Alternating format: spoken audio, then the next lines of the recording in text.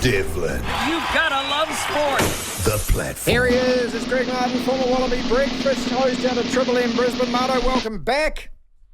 Hello, Marty. How are you, mate? Well, a few minutes delayed because you're in one of those meetings. Let me explain how this goes, people, because in broadcasting there is an international language. There's a guy called a content director, and he's sitting and he's saying, so what about tomorrow? What bits have you got? What are you going to make of that? Who's your top get? Was it one of those meetings, was it, mate? Oh, yeah, and I got a warning because I went too long. I was bagging the Broncos in one break this morning. So they reviewed. So the reason they're our boss, as you know, but it's for everyone else, they're our bosses because they weren't very good at radio. No, that's so right. They make them. Yeah. So, and they've never been on air before. Yeah, that's right. They've all wanted to be, and none of them have been capable of it, right? So, you were talking too long about the Broncos, and so you got told off about that. Yeah, I was saying that Ezra Mam's getting a bit up himself because he just, that 5'8" who scored 3 tries in the grand final. So he's had his pay jumped up from $250K a year to about $800,000 a year, and now he's got 7 earrings in one ear, and he's braided his hair, and he's turned into a right royal dick. And I just suggested he needs to pull his head in. But the Broncos don't have anyone like Shane Webke or any. They haven't got any old hard men, the Broncos, to tell these young blokes, pull your head in. So, and I got in trouble for going too long. I would hope that Kerrigan or Cootigan or whatever his name is, I thought he might be that guy. No, he's not. He wants to be a hard man, but also wants to be a cool guy. And you don't need that. Front rowers shouldn't be cool. No, they ain't cool about them, mate. They're just nasty, vicious, angry men. Yeah. Run into other humans at high speed and try to hurt them before they hurt you. The job of a front rower. Anyway, that's why I'm running late. I'm sorry. I hope it didn't hold you. Well, no. We started the program by giving it to the South African team that they sent here. Look, I'm not anti the players at all. I mean, if you get picked to play for your country, good God, you're going to go and play for your country. But the South African Cricket Board leaving 56 of their best players behind. So let's just look at Sheffield Shield cricket, for example. Okay, I think you got 6 sides or something like that. So pick the 9 best players from every team. Leave them out because they have to play the Big Bash, and then now you select an Australian cricket team which goes over to play us or Pakistan or the West Indies or wherever the hell it is. I mean, come on, man. I mean, what are you saying? Right? We wouldn't do that. As Australians, we wouldn't do that because we always want to win when we're Australia. We don't care about our little silly local competition. Let's remember they're South Africans. I know that'll come as a surprise, but I find them to be a little bit arrogant at times. I don't know about you or anyone else, but that might just be the ones that come to Australia. Sorry if I've said that. No, it's a fair call, and but they do rate themselves. I mean, these guys are all talking themselves up, but you want to see, honestly, the cricket, mate. It was like watching you and me play beach cricket, cross bat, slog, sweep, thop. It's awful. It's like watching the New Zealand team play, say, the New Zealand C team. So, but hey, we'll take the win. Did you see what happened here? Wait. See what happened in Australia here on Monday or Tuesday when the Windies played the third of the one-days? We got them out for 86. Yeah, look, 77 in a 50-over game, not a T20. In a 50-over game, they only lasted, and it took us 6.5 overs to get the runs. So how long was the whole game? Foxtel wasn't 30. Well, the whole game went for 31 overs. It was supposed to go for 100 overs. Apparently, Foxtel have rung because they'll want their money back. Yeah. Because they've sold ads for 100 overs and went for 30 overs. So that's not good. Apparently, it may be the last time Steve Smith captains Australia because Foxtel would have liked him to bat first, of course, so it went into the evening. No one was home from work and the game had finished. Well, and that was after the first one was a victory by 8 wickets with 11 overs to spare. The second was a victory by 83 runs. And this is because after that test match, didn't half the West Indian side leave to play the International League T20 in Dubai or something? Correct. This is where cricket has got to. And we as spectators are meant to actually still not only be interested, but pay to watch this product. And that's why I'm saying. See, that's why you're angry. That's why I'm angry, because we still watch it, because we're idiots. Yeah.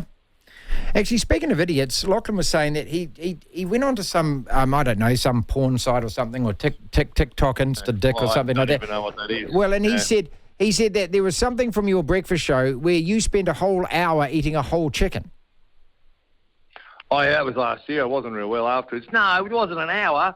It was to break the world record for a whole chicken eating, and I know there's a lot of your listeners would be able to scoff one, and we had a guy who managed to do it in 2 minutes or something. It took me 6.5 minutes, but I drank juice. You know the bachelor's handbag? Is that what you call them over there? The barbecue, the barbecue there, chicken you get from the bachelor's handbag. Yeah, the guy walking down the street with that holding the great. Yeah, the bachelor's handbag. That bloke's not married. Yeah, that bloke's his turn to cook their flatmate's dinner. Yeah, chicken. Yeah, roast chicken. Yeah. Now, did Lachlan tell you after I ate the chicken, and it did take me longer because I'd already eaten a steak sandwich for brekkie, and then I tried to eat a chicken, which was silly.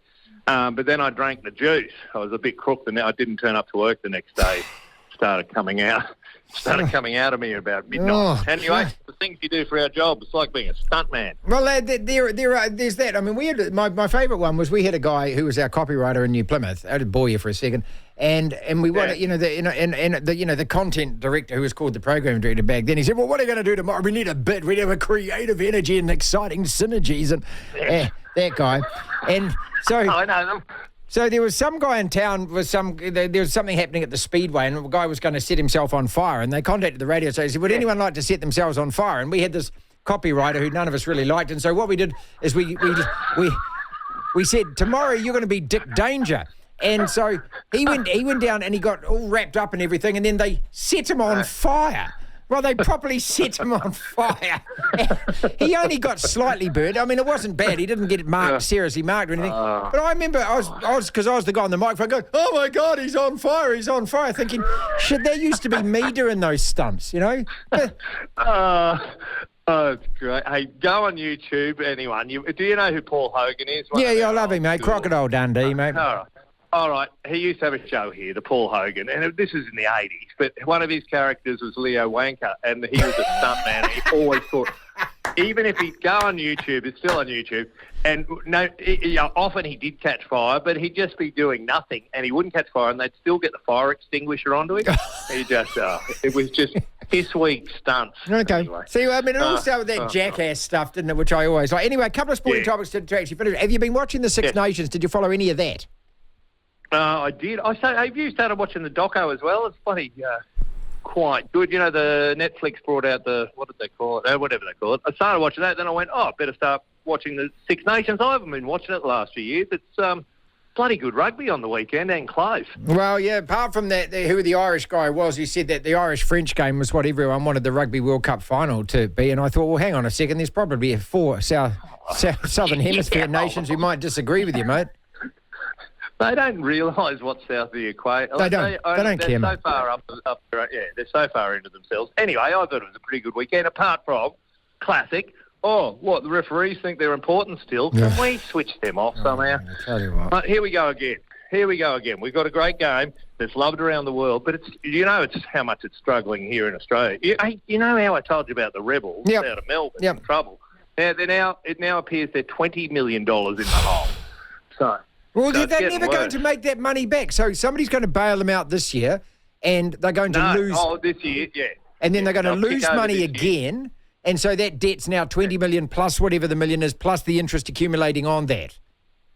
So at least Australia, mate, this is what normal people in Australia, normal rugby people, not the expansionists, we need to contract. We've only got enough players for 3 teams at the most. 2 teams maybe even. But 3 teams at the most. So, it used to be called Super 12. It worked bloody well back in the day, didn't it? Wasn't it great? Wasn't it great?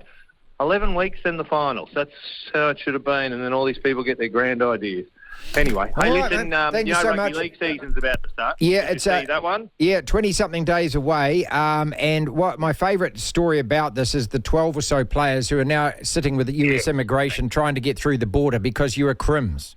So, And they all had to go to Sydney yesterday, and apparently there were 2 queues. There was one queue of cocaine, and there's one queue of fight. Yeah, fighting and fighting. Domestic violence. Fighting or cocaine, or both. Oh, yeah. Right. Okay, yeah. You've got a special meeting over there with sausage fingers. Yeah, go in there.